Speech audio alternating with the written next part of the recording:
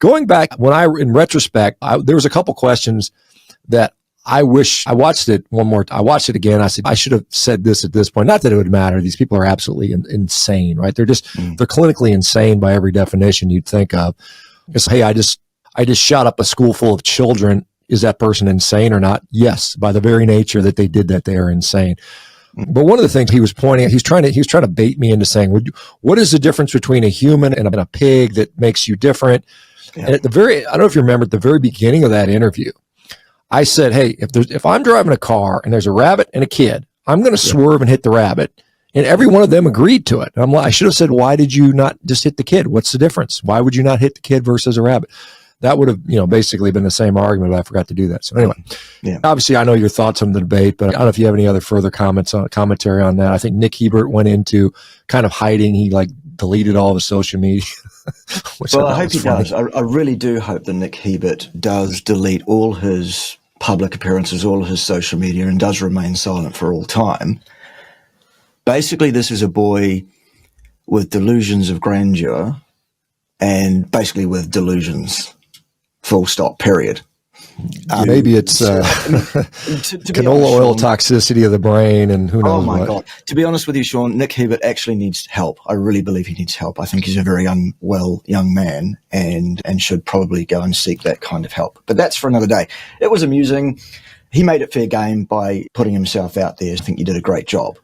What, just on this thing, because not to belabor this point too much, but if your worldview is literally that 99.9% of every human you run into is an evil, monstrous murderer, how do you function in that society?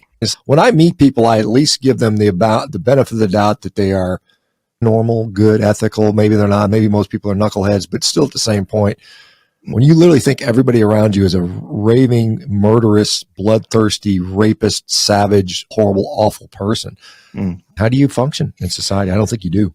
I don't think you do either. I think you end up doing what Nick Hebert does, which is hide in his mummy's basement, having a tremendous little party with all his like-minded, equally dysfunctional, mostly young men who think themselves awfully clever. I don't know. Let me get your thoughts on this latest content. I imagine you've seen this.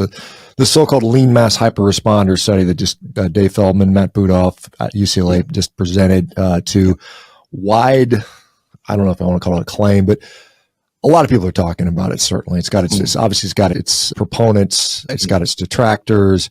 There's overinterpretation. There's disregard, just quite condescending, sneering disregard of it. What's your takeaway from that, if you don't mind sharing? So, no, absolutely. More than happy to talk about that. The lean mass hyperresponder phenotype, so-called, is a construct. It's an idea that's been put together by somebody, in this case, Dave Feldman, who, as it turns out, has training as a computer technician, a coding specialist, some kind of engineer of that kind, rather than health science, medical science, or any of that kind of stuff. Okay, whatever.